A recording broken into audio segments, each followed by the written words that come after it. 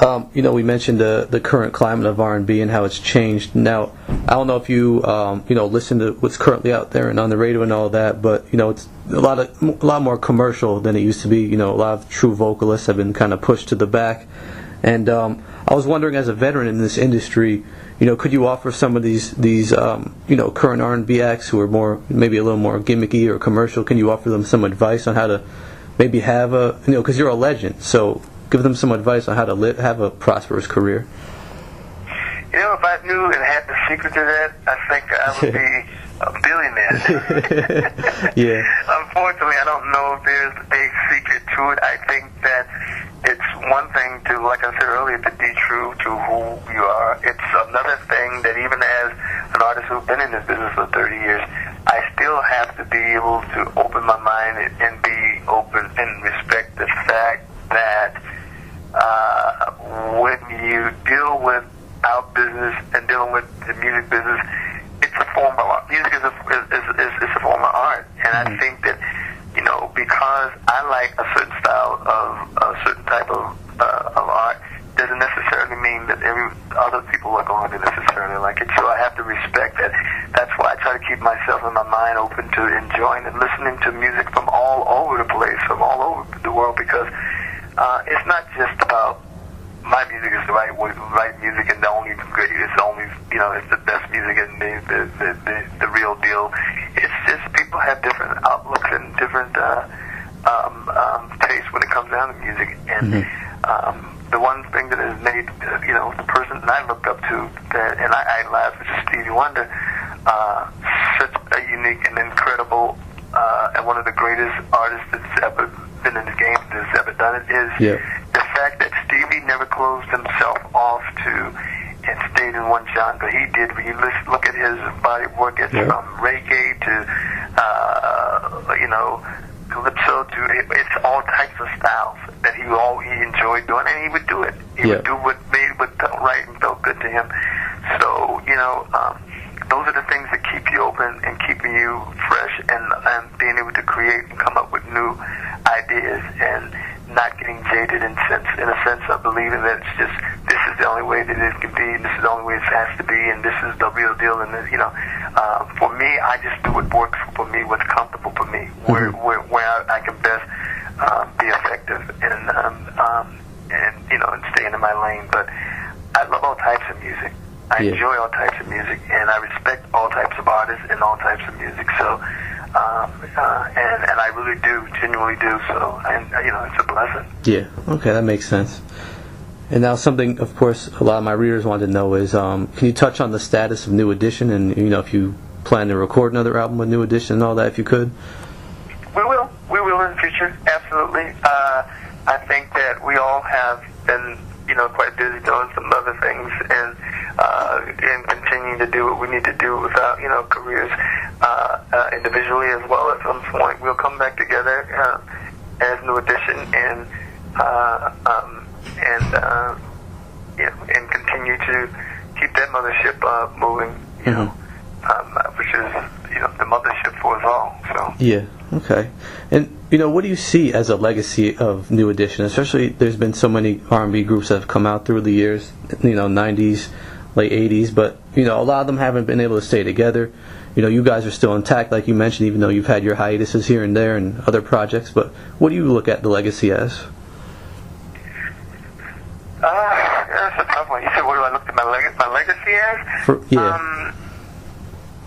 When I look back, you talk about even a group like us, New Edition, we have our internal problems like every other group. Being in a relationship, period, is tough. We all know that if you've been in a relationship. It's tough. It's not as easy and just, piece of cake, no matter who you are and what you do. It's a lot of work. So imagine, if two people in a relationship can be tough at times, imagine when you're in a relationship when you got 4 or 5 others that you have to deal with on a regular basis for and have dealt with for many, many, many years of your life. Yeah. The only thing that becomes a saving grace is there must be some genuine level of love that you have. that allows you, as they say, love conquers all, and I believe that in a lot of ways with a lot of things, whether it's the business you're in, whether it's the people that you love, it's all that comes down to, you know, it has to be real. It has to be real. And our legacy, and my legacy is when I look back, when I look at LSG, and I look at New Edition, I look at As a State, I look at what I've done with myself, with Stacey Lattisaw, you know, it has a part of being you mentioned earlier, of being a legend is building a body of work, being seen in different genres, whether it's plays, whether it's music, whether it's doing different things, and reinventing yourself, and taking different directions, and with musically, and all those things, and being successful. All those things builds a body of work, and that is written in stone that can't be erased. And that's what's a blessing, and that's what I want people always even look at and take from me as an artist. If you want to consider me a legend, it's just the fact that, you know, I'm constantly moving. I've always put myself in a position where I'm always trying to figure out what else can I do to continue to grow and add to my body of work. Okay, cool. You mentioned Stacey Lattisaw, and I know you did a duets album with her early on in your career. And you know, I always wondered, how come we don't see those type of duets albums anymore in these days? And I wonder if you had a thought or an opinion why more artists don't collaborate like that over the course of a full album. Interesting. I don't know. I just think that the times have changed, and people just like sounds change with music, and beats change, and all that stuff. I just think that it goes in cycles. I think eventually it'll come back around to it.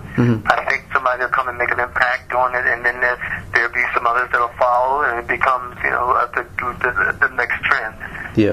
And I just think that's just how music is. That's, you know, for instance, there's boy bands, and every now and then you'll see this, it becomes a boy band era, and then it becomes a solo era, and then it becomes a duet era. I mean, it's like, you know, it just goes in cycles. Yeah. Okay. Yeah, that makes sense.